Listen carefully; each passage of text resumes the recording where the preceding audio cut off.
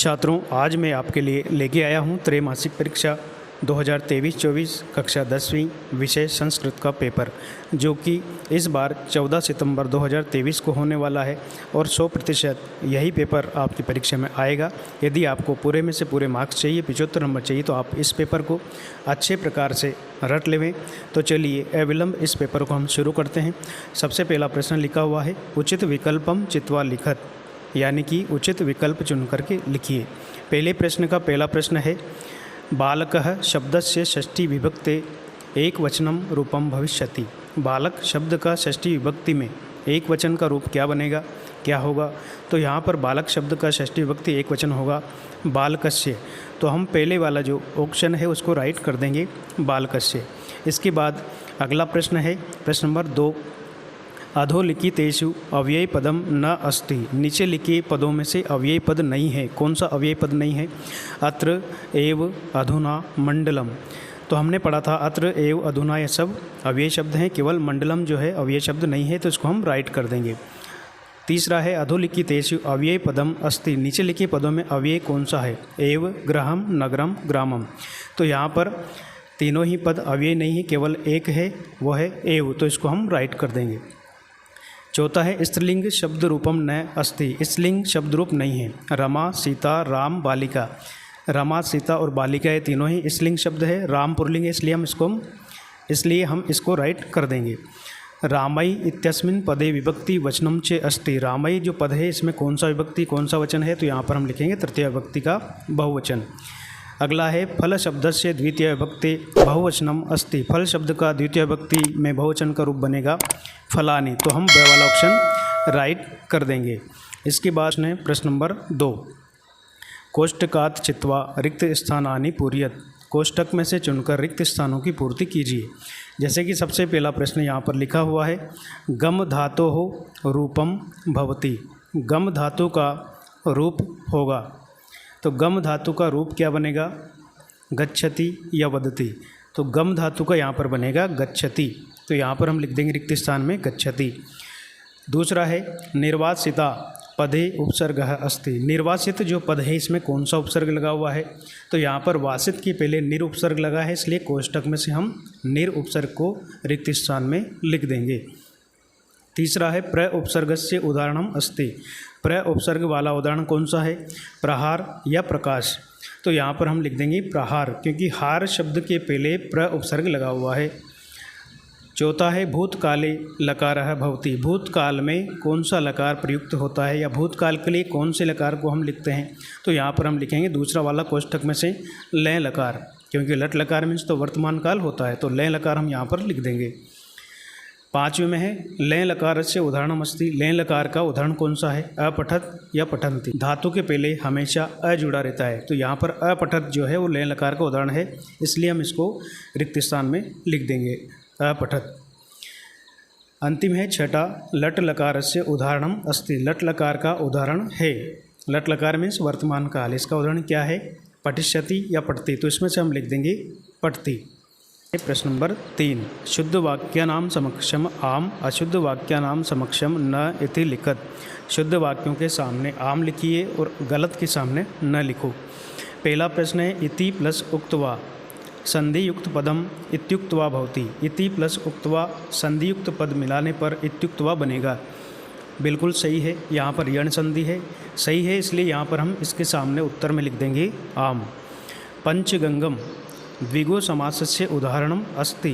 पंचगंगम ये द्विगु समास का उदाहरण है, ये भी बिल्कुल सही है, क्योंकि हमने समास पढ़ा था संख्यावाचक समास होता है द्विगु समास, ये भी सही है, इसलिए हम इसके पहले भी आम लिख देंगे। तीसरा है उपगंगम द्विगु समासस्य उदाहरणम अस्ति। उपगंगम द्विगु समास का उदाहरण है, ये गलत है, क्योंकि यहाँ पर गंगम पद के पहले उप उपसर्ग जुड़ा हुआ है। हमने पढ़ा था उप उपसर्ग या अव्यय युक्त समास अव्ययी भाव होता है, तो यहाँ पर ये वाक्य गलत है, क्योंकि उपगंगम में अव्ययी भाव समास है, तो यहाँ पर हम लिख देंगे न। चौथे में लिखा है सूर्योदयः शब्दस्य विच्छेदम सूर्य प्लस उदयः न अस्ति। सूर्योदय का संधि विच्छेद सूर्य धन उदय नहीं होगा। ये भी गलत है क्योंकि सूर्य उदय का संधि विच्छेद सूर्यधन उदय ही होता है, इसलिए यहाँ पर भी हम न लिखेंगे। विद्यालयः इत्यस्मिन् पदे दीर्घ संधि ही अस्ति। विद्यालय इस पद में दीर्घ संधि है। विद्या प्लस आलय, यहाँ पर भी दो समान वर्ण मिलकर दीर्घ हुआ है, इसलिए यहाँ पर भी दीर्घ संधि है, ये भी सही है। इसलिए यहाँ पर हम लिख देंगे आम। यथाशक्ति अव्ययी भाव समासस्य उदाहरणम अस्ति। यथाशक्ति अव्ययी भाव समास का उदाहरण है, ये भी बिल्कुल सही है क्योंकि शक्ति के पहले यथा अव्ययी शब्द जुड़ा हुआ है, इसलिए यहाँ पर अव्ययी भाव समास है, सही है। इसलिए यहाँ पर भी हम आम लिख देंगे। इसके बाद अगला प्रश्न है प्रश्न नंबर 4, उचित युग्म मेलनम कुरुत, यानी कि उचित जोड़ी बनाइए। तो यहाँ पर पहला प्रश्न है वृषभः कुत्र पपात, अर्थात बेल कहाँ पर गिरा। तो यहाँ पर हम राइट कर देंगे भूमो, अर्थात जमीन पर गिरा। दूसरा है कुछ लवो कम उपसृत्य प्रणमतः, कुछ और लव किसके पास जाकर प्रणाम करते हैं। तो यहाँ पर हम लिख देंगे रामम, अर्थात राम के पास जाकर वो प्रणाम करते हैं, राम से इसको मिला देंगे। बुद्धिमती कुत्र व्याघ्रम ददर्शः, बुद्धिमती ने कहाँ पर शेर को देखा, तो उसने जंगल में शेर को देखा था। यहाँ पर हम इससे मिलाएंगे गहन कानने, अर्थात घने जंगल में। बालक प्लस टाप, इसको मिलाने पर क्या बनेगा, तो इसको हम ग वाले से मिला देंगे, बालक में टाप प्रत्यय का प्रयोग करेंगे तो यहाँ पर हो जाएगा बालिका। ऐसे ही क्रीड प्लस तुमुन, क्रीड धातु में यदि तुमुन प्रत्यय का प्रयोग करेंगे तो यहाँ पर हो जाएगा क्रीडितुम, ख वाले से हम मिला देंगे। गम प्लस कत्वा, गम धातु में यदि कत्वा प्रत्यय का प्रयोग करेंगे, कत्वा प्रत्यय को यदि जोड़ेंगे तो यहाँ पर हो जाएगा गत्वा, तो छेटे को हम मिला देंगे क वाले ऑप्शन से। इस प्रकार से सही जोड़ी बनाना है। इसके पश्चात अगला प्रश्न है प्रश्न नंबर 5, एक पदेन उत्तरम लिखत, यानी कि एक पद में उत्तर लिखिए। पहला प्रश्न है पत्नी शब्दस्य पर्याय पदम अस्ति, पत्नी शब्द का पर्यायवाची पद क्या है। तो यहाँ पर उत्तर में हम लिखेंगे भार्या, पत्नी का पर्यायवाची शब्द होता है भार्या। दूसरा है मूर्खः इति पदस्य विलोम पदम लिखत, मूर्ख का विलोम पद लिखिए। तो मूर्ख का विलोम पद होगा सुदीयः, यहाँ पर हम लिख देंगे सुदीयः। संपत्तौ शब्दस्य विलोम पदम अस्ति, संपत्तौ का विलोम शब्द क्या होगा, तो यहाँ पर हम लिख देंगे विपत्तौ। चौथा है अति दीर्घ प्रवासः पदे विशेष्य पदम अस्ति, अति दीर्घ प्रवास, इसमें विशेष्य पद क्या है, तो यहाँ पर हम विशेष्य पद में लिख देंगे प्रवासः। जननी तुल्य वत्सला पदे विशेषण पदम अस्ति, जननी तुल्य वत्सला, इसमें विशेषण पद कौन सा है, तो यहाँ पर जननी जो शब्द है वो तो विशेष्य है, संज्ञा है, और उसकी विशेषता है तुल्य वत्सला, तो तुल्य वत्सला जो शब्द है वो विशेषण हो जाएगा। अंतिम है वनम शब्दस्य पर्याय शब्दम अस्ति, वन शब्द का पर्यायवाची शब्द है, तो वन का पर्यायवाची शब्द हम लिख देंगे काननम। इस प्रकार से लिखना है। अब अगला जो प्रश्न है प्रश्न नंबर 6 से 10 तक, इन समस्त प्रश्नों के उत्तर हमें अथवा में लिखा हुआ है, इनमें से एक प्रश्न का ही उत्तर देना है। 2 नंबर का है प्रत्येक प्रश्न, तो पूर्ण वाक्य में हम उसका उत्तर लिखेंगे। पहला प्रश्न है प्रश्न नंबर 6, कवि किमर्थम प्रकृते शरणम इच्छति, कवि किस लिए प्रकृति की शरण में जाना चाहता है, तो इसका उत्तर हम लिख देंगे अत्र जीवितम दुर्वहम जातम अतः कवि प्रकृते शरणम इच्छति, यहाँ जीना कठिन हो गया है इसलिए कवि प्रकृति की शरण में जाना चाहता है। अथवा वाला है वसंतस्य गुणम कह जानाति, वसंत ऋतु के गुण को कौन जानता है, तो इसका उत्तर है वसंतस्य गुणम पिकः जानाति, वसंत ऋतु के गुण को कोयल जानती है। 7वां प्रश्न है कृषकः किम करोति स्म, किसान क्या करता था, तो यहाँ पर इसका उत्तर है कृषकः बलिवर्दाभ्याम क्षेत्रकर्षणम करोति स्म, किसान अपने दोनों बैलों के द्वारा खेती का कार्य करता था। इसका अथवा वाला प्रश्न है बुद्धिमती केन उपेता पितुगृहम प्रति चलिता, बुद्धिमती किनको साथ लेकर पिता के घर की ओर चल देती है, तो यहाँ पर इसका उत्तर हम लिखेंगे बुद्धिमती पुत्र द्वयोपेता पितुगृहम प्रति चलिता, बुद्धिमती अपने 2 पुत्रों को साथ लेकर पिता के घर की ओर जाती है। प्रश्न नंबर 8 में लिखा है रेखांकित पदम स्वीकृत्य प्रश्न निर्माणम कुरुत, रेखांकित पदों को आधार बनाकर कोई 2 प्रश्नों का निर्माण कीजिए। जैसे कि पहला प्रश्न यहाँ पर देखिए, बुद्धिमती चपेटिया पुत्रों प्रहरितवती, बुद्धिमती थप्पड़ से या चांटे से पुत्रों के ऊपर प्रहार करती है, तो यहाँ पर जो अंडरलाइन वाला पद है चपेटिया, हाईलाइट भी किया हुआ है, इसको हम हटाकर यहाँ पर प्रश्नवाचक शब्द जोड़ देंगे कया। तो प्रश्न कैसे बनेगा, बुद्धिमती कया पुत्रो प्रहृतवती, और अंत में प्रश्नवाचक चिन्ह लगा देंगे जिससे कि प्रश्न का निर्माण हो जाएगा। दूसरा है सुराधिपः ताम अपृच्छत। सुराधिपः इस पद को हटाकर प्रश्नवाचक पद जोड़ देंगे कह। तो प्रश्न बनेगा कह ताम अपृच्छत, और अंत में प्रश्नवाचक चिन्ह लगा देंगे। त्वम मानुषात विभेसी, तुम मनुष्यों से डरते हो। मानुषात को हटाकर यहाँ पर कस्मात शब्द जोड़ देंगे और उत्तर होगा, प्रश्न बनेगा त्वम कस्मात विभेसी, अंत में प्रश्नवाचक चिन्ह जोड़ देंगे। लेकिन आपको तीनों ही बताए हैं, आपको केवल 2 ही करना है। प्रश्न नंबर 9 है केन समः बंधु नास्ति, किसके समान बंधु या मित्र नहीं होते। तो यहाँ पर हम केन हटाकर जोड़ देंगे उद्यमेन, तो उत्तर बनेगा उद्यमेन समः बंधु नास्ति। अथवा वाला है कवि कुत्र संचरणम कर्तुम इच्छति, कवि कहाँ पर संचरण करना चाहता है, कहाँ पर घूमना चाहता है। तो इसका उत्तर लिखेंगे कवि एकांत कांतारे संचरणम कर्तुम इच्छति, कवि एकांत जंगल में या एकांत वन में घूमना चाहता है या संचरण करना चाहता है। अगला प्रश्न है प्रश्न नंबर 10। छात्रों ये प्रश्न रिपीट हुआ है, इसका उत्तर हमने पहले भी देख लिया है। इसका अथवा वाला देखिए, माता सुरभि किमर्थम अश्रुणि मुंचति, माता सुरभि किस लिए अपने आंसू त्यागती है, किस लिए उसकी आंखों में आंसू आ जाते हैं। तो इसका उत्तर हम लिखेंगे माता सुरभि पुत्रस्य दैन्यम दृष्ट्वा अश्रुणि मुंचति, माता सुरभि अपने पुत्र की कमजोरी को देख करके आंसू छोड़ती है, उनके आंसू आ जाते हैं। 11वां प्रश्न है बाल भावात हिमकर पुत्र विराजते, बाल भाव के कारण चंद्रमा कहाँ पर सुशोभित होता है। तो इसका उत्तर होगा बाल भावात हिमकर पशुपति मस्तकी विराजते, यानी कि बाल भाव के कारण चंद्रमा भगवान शंकर के मस्तक पर सुशोभित होता है। अगला प्रश्न है अथवा वाला, व्याघ्र किम विचार्य पलायितः, वह शेर क्या विचार करके भाग जाता है। तो इसका उत्तर होगा काचिद इयम व्याघ्रमारी इति मत्वा व्याघ्र पलायितः, कि यह कोई शेर को मारने वाली स्त्री है, ऐसा विचार करके वो वहाँ से भाग जाता है।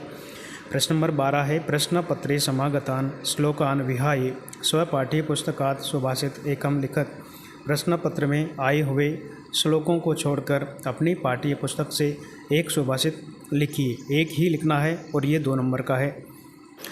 अगला प्रश्न है अधोलिखितेषु अशुद्ध वाक्येषु शुद्धिम कुरुतः, नीचे लिखिए 3 वाक्यों में से आपको शुद्ध करके लिखना है। कोष्टक में लिखा है को अपि द्व, अर्थात कोई 2। पहला है रामम नमः, तो नमः के योग में हमेशा चतुर्थी विभक्ति आती है, हमने कारक में पढ़ा था। तो रामम की जगह यहाँ पर हम लिख देंगे रामाय, तो शुद्ध क्या होगा छात्रों, रामाय नमः। ऐसे ही दूसरा है बालकः विद्यालयात् गृहं गच्छति, बालक विद्यालय से घर को जाता है। तो यहाँ पर बालकः एक वचन है और गच्छन्ति बहुवचन है, तो यहाँ पर हम लिख देंगे गच्छन्ति की जगह गच्छति, बालकः विद्यालयात् गृहं गच्छति। अगला है अहम पुस्तकम पठति, मैं पुस्तक पढ़ता है। अहम शब्द उत्तम पुरुष एक वचन में आता है, तो पढ़ती जो है उत्तम पुरुष एक वचन का पठामि लिख देंगे। तो शुद्ध क्या होगा छात्रों, अहम पुस्तकम पठामि। इस प्रकार से हम शुद्ध वाक्य करेंगे, कोई 2। अगला प्रश्न है प्रश्न नंबर 14। अधोलिखितानां वाक्यानि कः कम प्रति कथयति को अपि द्वौ, अर्थात नीचे लिखे वाक्यों को कौन किससे कहता है। तो यहाँ पर 3 वाक्य लिखे हैं, किसने किससे कहा। इनमें से हमें केवल 2 ही करना है, मैं तीनों ही आपको बता रहा हूँ। पहला है स व्यवधानम न चरित्र लोपाय, अरे आप में तो बिल्कुल चरित्र लोप नहीं है, बिल्कुल शालीन बालक हो, ऐसा किसने किससे कहा। तो यहाँ पर ऐसा कहा था भगवान राम ने दोनों बालकों से, तो यहाँ पर हम लिखेंगे रामः उभौ, इस प्रकार से लिखना पड़ेगा। दूसरा है जानाम्य अहम तस्य नामधेयम, अर्थात मैं उनका नाम जानता हूँ, ऐसा किसने किससे कहा था। ऐसा कहा था कुश ने, और किसके लिए कहा था, भगवान राम के लिए, राम से कहा था। तो हम यहाँ पर लिख देंगे कुशः रामम प्रति तस्य द्वे नामनि, उनके 2 नाम हैं, ऐसा किसने किससे कहा। तो यहाँ पर ऐसा कहा था लव ने विदूषक से, तो यहाँ पर हम लिख देंगे लवः विदूषकम प्रति, इस प्रकार से लिखना है। अगला है प्रश्न नंबर 15 पाठगत शब्दै रिक्त स्थान पूर्ति कुरु को अपि चत्वारः, पाठगत रिक्त स्थानों से पूर्ति कीजिए, कोई 4। 2 नंबर का है, एक प्रश्न आधे नंबर का है। पहला है इदानीं वायुमंडलम प्रदूषम अस्ति, इस समय वायुमंडल प्रदूषित हो गया है। तो इस रिक्त स्थान में हम लिख देंगे भृशम।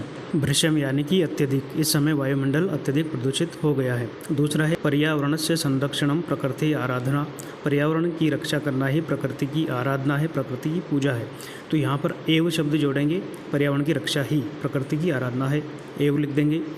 तीसरा है समय से सदुपयोग करणीय, समय का सदुपयोग करना चाहिए। इसमें हम लिख देंगे यहाँ पर सदा, हमेशा, सदा समय से सदुपयोग करणीय है। चौथा है गुणी जानाति, गुणी जानता है, किनको जानता है? गुणम, गुणम शब्द लिख देंगे, गुणी गुणम जानाति। सेवितव्यो फल छाया समन्वितः, सेवा करना चाहिए फल और छाया से युक्त। महावृक्षः, रिक्त स्थान में आ जाएगा महावृक्षः, हमें फल और छाया से युक्त एक महान पेड़ की सेवा करना चाहिए। अंतिम है क्रोधो ही प्रथमो नराणाम, क्रोध ही मनुष्यों का सबसे पहला क्या होता है? शत्रु। तो रिक्त स्थान में आ जाएगा शत्रु। क्रोधो ही शत्रु प्रथमो नराणाम, क्रोध ही मनुष्यों का सबसे पहला शत्रु होता है। मैंने 6 आपको हल करके बताए, इसमें से कोई भी आप 4 कर सकते हैं। प्रश्न नंबर 16 है प्रदत्त वाक्य घटना क्रमानुसारम लिखत। नीचे दिए गए वाक्यों को घटनाक्रम के अनुसार लिखिए, यानी कि हमें इन वाक्यों को सही क्रम में जमा कर लिखना है। तो देखिए सबसे पहले कौन सी लाइन हम लिखेंगे? गलबद्धक है, श्रृंगालक है, व्याघ्र पुनः पलायित है। गले में बंधे सियार के साथ वह सिंह वापस वहाँ से भाग जाता है, तो ये लाइन नहीं आएगी पहले नंबर पे। त्वम व्याघ्रत्रयम आने तुम प्रतिज्ञाए एकम एव आनित्वान, तुमने 3 शेर लाने का वादा किया था, अभी 1 ही लाए हो, ये भी नहीं आएगी, इससे पहले आएगी ये। जम्बुकः क्रतोत्साह व्याघ्र पुनः काननम अगच्छत, सियार के उकसाने पर शेर वापस उसके सामने आए। प्रत्युत्पन्नमति सा श्रृंगालम आक्षिपंती उवाचः, प्रत्युत्पन्नमति बुद्धि वाली वह उस सियार को डांटती हुई कहती है। तो सबसे पहली जो लाइन है वो हम लिख देंगे जम्बो के क्रतोत्साह व्याघ्र पुनः काननम अगच्छत, यानी कि सियार के उकसाने पर वह शेर वापस उस स्त्री के सामने गया। दूसरी लाइन हम लिख देंगे प्रत्युत्पन्नमति ही सा श्रृंगालम आक्षिपंती उवाचः, वह बुद्धिमती स्त्री उस सियार को डांटती हुई फिर से उसे कहती है। तीसरे नंबर पे लिखेंगे त्वम व्याघ्रत्रयम आने तुम प्रतिज्ञा एकम आनित्वान। उसके बाद पहले नंबर की जो लाइन है वो अंत में हम लिख देंगे। इस प्रकार से कथाक्रम संयोजन हमें लिखना है। इसके पश्चात अगला प्रश्न है प्रश्न नंबर 17। निर्देशानुसार वाच्य परिवर्तनम कुरुत को अपि द्वे, कोई 2 वाच्य परिवर्तन करना है 3 में से। तो यहाँ पर मैं आपको तीनों ही हल करके बता रहा हूँ। पहला है मया विद्यालयम गम्यते, इसका हम कर्तरीवाच्य में बदलेंगे, तो यहाँ पर हो जाएगा अहम विद्यालयम गच्छति। दूसरा है बालिका फलम खादति, इसको हमें कर्मवाच्य में बदलना है, तो यहाँ पर हो जाएगा बालिकया फलम खाद्यते। मोहनः पुस्तकम पठति, इसको हमें कर्मवाच्य में बदलना है, तो ये हो जाएगा मोहनेन पुस्तकम पठ्यते। इस प्रकार से हमें वाच्य परिवर्तन करना है। इसके बाद है प्रश्न नंबर 18। अधोलिखितम गद्यांशम पठित्वा प्रश्नानाम उत्तराणि संस्कृत भाषायाम लिखत। नीचे लिखे गद्यांश को पढ़कर प्रश्नों के उत्तर संस्कृत भाषा में लिखिए। यहाँ पर एक गद्यांश दिया गया है, इसको हम अच्छे से पढ़ेंगे और फिर उसके नीचे लिखे 3 प्रश्नों के उत्तर हम देंगे। तो आपको अच्छे से पढ़ के उत्तर देना है। मैं आपको यहाँ पे प्रश्नों का उत्तर लिख के बता रहा हूँ। सह कथम भारम उद्वहति, वह किस प्रकार से भार ढोता है। तो यहाँ पर देखिए दूसरी लाइन में लिखा है स कृच्छेन भारम उद्वहति। उत्तर क्या हो जाएगा? वह कठिनाई से भार ढोता है, सह कृच्छेन भारम उद्वहति। दूसरा प्रश्न है इतरम इव धूरम बोडुम का न शक्नोति, वह जूड़े को ढोने में कौन असमर्थ था।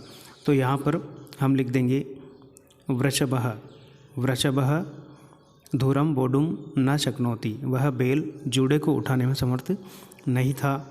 इसके बाद अगला है पश्यति इत्यस्मिन् पदे कह धातु अस्ति, पश्यति इस पद में कौन सी धातु है। तो यहाँ पर पश्यति में है दृश्य धातु, उत्तर में लिख देंगे दृश्य धातु। इसके बाद अथवा वाला प्रश्न है, इसको भी हम देख लेते हैं। अथवा वाला गद्यांश से देखिएगा। तो पहला प्रश्न है इस गद्यांश का, देखिए कृषक है काभ्याम क्षेत्र कर्षणम कुर्वन् आसीत्, किसान किसके द्वारा खेती का कार्य करता था। पहली ही लाइन में लिखा है वर्धाभ्याम, बलि वर्धाभ्याम, इसको हम जोड़ देंगे काभ्याम के स्थान पर, तो उत्तर होगा कृषक है बलि वर्धाभ्याम क्षेत्र कर्षणम कुर्वन् आसीत्। दूसरा प्रश्न है सह ऋषभः कथम क्षेत्रे पपात, वह बैल कैसे क्षेत्र में गिर गया। तो यहाँ पर इसका उत्तर हम लिखेंगे सह ऋषभः हलम उड़वा गंतुम अशक्तः क्षेत्रे पपात, यानी कि वह बैल हल का जूड़ा उठा करके चलने में असमर्थ था इसलिए क्षेत्र में या खेत में गिर गया। तीसरा प्रश्न है गंतुम इति पदे कह प्रत्यय। गंतुम जो पद है इसमें कौन सा प्रत्यय है? तो छात्रों यहाँ पर गम धातु में तुमुन प्रत्यय का प्रयोग किया गया है, तो आप लिखेंगे गम धातु और तुमुन प्रत्यय। इसके बाद अगला है प्रश्न नंबर 19, अधोलिखित पद्यांश आधारित प्रश्नानाम उत्तराणि संस्कृत भाषायाम लिखत। नीचे लिखी पद्यांश पर आधारित प्रश्नों के उत्तर संस्कृत भाषा में लिखिए। पहला पद्यांश यहाँ पर लिखा गया है, पहले पाठ का है। इसका पहला प्रश्न हम देखते हैं, अंतिम पद्यांशे कवे का कामना अस्ति। तो इसका उत्तर लिखेंगे अंतिम पद्यांशे कवे मानव जीवनाय कामना अस्ति। दूसरा है पाषाणी सभ्यतायाः के प्रस्तरतले पिष्टाः सन्ति। पाषाणी सभ्यता में कौन पत्थरों के तल पर नष्ट हो गए हैं? इसका उत्तर हम लिखेंगे पाषाणी सभ्यतायां लता तरु गुल्माः प्रस्तरतले पिष्टाः सन्ति। तीसरा प्रश्न है मानवाय पदे कह विभक्ति वचनम च अस्ति। मानव पद में कौन सी विभक्ति वचन है? तो यहाँ पर छात्रों हम लिखेंगे चतुर्थी विभक्ति का एक वचन। इसका अथवा वाला पद्य है, उद्धृतो अर्थः पशुना अपि गृह्यते। ये आपको अच्छे से पढ़ाया है। इसका पहला प्रश्न देखिए, पशुना अपि कीदृशः गृह्यते। पशु भी कैसा अर्थ ग्रहण कर लेते हैं? पहली ही लाइन में लिखा है उद्धृतो अर्थः, यानी कि कहे गए अर्थ को पशु भी ग्रहण कर लेते हैं। तो उत्तर लिखेंगे उद्धृतो अर्थः पशुना अपि गृह्यते। दूसरा है बुद्धयः कीदृश्य भवन्ति। बुद्धिमान कैसे होते हैं? अंतिम लाइन में लिखा है परेंगित ज्ञान फला ही बुद्धयः। तो उत्तर लिखेंगे बुद्धयः परेंगित ज्ञान फलाः भवन्ति। तीसरा है पशुना अपि पदे संधि अस्ति। तो इसका विच्छेद करेंगे, पशुना प्लस अपि हो जाएगा, यहाँ पर दीर्घ संधि होगी। इसके पश्चात अगला प्रश्न है प्रश्न नंबर 20, अधोलिखित नाट्यांशम पठित्वा प्रश्नानाम उत्तराणि संस्कृत भाषायां लिखत। नीचे लिखे नाट्यांश को पढ़ के प्रश्नों के उत्तर संस्कृत भाषा में लिखिए। ये जो पाठ है चतुर्थ पाठ से लिया गया है, शिशु लालनम। इसका पहला प्रश्न हम देखते हैं, निरअनुक्रोशः इति क भणति इति कह वर्ति। निरंकुश ऐसा कौन कहता है? तो यहाँ पर देखिए इसका उत्तर हम लिखेंगे निरअनुक्रोशः इति अम्बा भणति, यानी कि ऐसा माता कहती है। दूसरा प्रश्न है किम कुपिता एव भणति उतः प्रकृतिस्था अस्मात् वाक्यात् हर्षिता इति पदस्य विपरीतार्थक पदम अस्ति। यानी कि क्या वह क्रोधित होकर कहती है या स्वभाव से ही कहती है? इसमें यहाँ पर हर्षिता जो पद है इसका विलोम पद क्या होगा? तो यहाँ पर हर्षिता का विलोम पद हम लिख देंगे कुपिता। इसी नाट्यांश में से लिखेंगे तो हो जाएगा कुपिता। तीसरा प्रश्न है पृच्छामि पदे पुरुषम वचनम च अस्ति। पृच्छामि पद में पुरुष और वचन है, तो यहाँ पर हम लिख देंगे उत्तम पुरुष एक वचन। अथवा वाला नाट्यांश हम देखेंगे, और इस अथवा वाले नाट्यांश का पहला प्रश्न है अनिच्छाम के नाट्यत। अनिच्छा का नाटक कौन करते हैं, दिखावा कौन करते हैं? तो यहाँ पर इसका उत्तर हम लिखेंगे पहली लाइन में से उभो, यानी कि लव और कुश दोनों ही सिंहासन पर नहीं बैठने का नाटक करते हैं। इसके बाद दूसरा प्रश्न है लालनीय वयु अनुरोधातः कह भवति। बाल भाव के कारण लालनीय कौन होते हैं? तो यहाँ पर कह हटाकर हम जोड़ देंगे शिशुजनः, यानी कि बच्चे। लालनीय वयु अनुरोधात् शिशुजनः भवति। हिमकरः बाल भावात् कुत्र विराजते।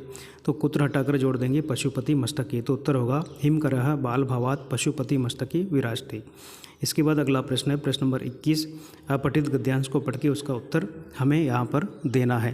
पहला प्रश्न है से वेद शास्त्रज्ञ कह आसीत। वह वेद और शास्त्रों का ज्ञाता कौन था? तो यहाँ पर हम लिखेंगे वेद और शास्त्रों का ज्ञाता कौन था? पहली लाइन में लिखा है कुंडल। कुंडल नाम का जो ब्रह्मचारी था वह वेद शास्त्रों का ज्ञाता था। तो यहाँ पर हम उत्तर लिख देंगे सह वेद शास्त्रज्ञ कुंडल आसीत। कुंडलस्य पुत्र नाम किम। कुंडल के पुत्र का नाम क्या था? तो यहाँ पर लिखा है सेकंड लाइन में सुकर्मा। उत्तर लिखेंगे कुंडलस्य पुत्रस्य नाम सुकर्मा आसीत। महान पितृभक्तः के आसीत। महान पितृभक्त कौन था? तो यहाँ पर हम लिखेंगे महान पितृभक्तः सुकर्मा आसीत। चौथा प्रश्न है सुकर्मा किम वचनम अव्यवधानेन पालयति। सुकर्मा कौन से वचन का, कौन सी बातों का बिना व्यवधान के पालन करता था? तो यहाँ पर हम लिखेंगे अंतिम लाइन में से सुकर्मा मातृदेवो भवः पितृदेवो भवः इति वचनम अव्यवधानेन पालयति इसमें, यानी कि सुकर्मा माता को देवता के समान मानता था और पिता को देवता के समान मानकर इन वचनों का हमेशा अव्यवधान से पालन करता था। प्रश्न नंबर 22, सस्य प्राचार्य से कृते अवकाशार्थम प्रार्थना पत्रम लिखत। अपने प्राचार्य जी के लिए अवकाश का एक प्रार्थना पत्र संस्कृत में लिखिए। अवकाश का प्रार्थना पत्र लिखने के लिए आप इस वीडियो की डिस्क्रिप्शन में जाकर के अवकाश का प्रार्थना पत्र याद कर सकते हैं। अथवा में लिखा है पितरम प्रति परीक्षाया परिणाम सूचकम पत्रम लिखत। अपने पिताजी को परीक्षा का परिणाम बताने के लिए आप एक पत्र लिख सकते हैं। प्रश्न नंबर 23 है, अधोलिखितेषु एकम विषयं स्वीकृत्य 20 शब्देषु संस्कृत भाषायां निबंध लिखत। नीचे लिखे विषयों में से एक विषय पर देशु यानी कि 120 शब्दों में संस्कृत भाषा में निबंध लिखिए। सफल तृतीयान के बारे में लिख सकते हैं, संस्कृत भाषा के महत्व के बारे में लिख सकते हैं, पर्यावरण के बारे में लिख सकते हैं, अस्माकं भारत देश के बारे में लिख सकते हैं। तो मैंने आपको लिखवाया है संस्कृत भाषा का महत्व, जो कि हर वर्ष आता है। इस वीडियो की डिस्क्रिप्शन में जाकर आप संस्कृत भाषा के महत्व निबंध को भी याद कर सकते हैं। छात्रों, यदि आपको मेरा वीडियो अच्छा लगे तो आप मेरे वीडियो को लाइक, चैनल को सब्सक्राइब जरूर कर लें। इसी प्रकार से मैं हर वीडियो आपके लिए लाता रहूँगा। वीडियो देखने के लिए आप सभी का बहुत बहुत धन्यवाद।